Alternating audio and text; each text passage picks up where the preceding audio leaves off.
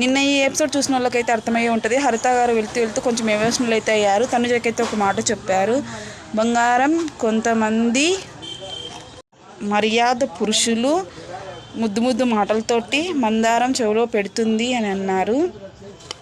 మందారం వాల్యూ ఏంటో, మందారం విలువ ఏంటో మనకు తెలుసు.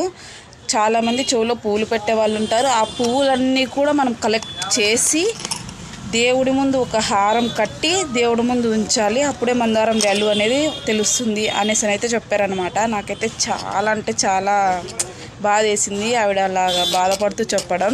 కొంతమంది అనే మాటలకి మనస్సులో ఒక్కసారి ఆ మాట అనేది మిగిలిపోతుంది అనమాట. అది ప్రతిసారి గుచ్చుతూనే ఉంటుంది. అలాగే తనకు చెప్పారు, నువ్వు ఆడి గెలిచి బయటికి రా, అప్పుడే నువ్వేంటో తెలుస్తుంది అని.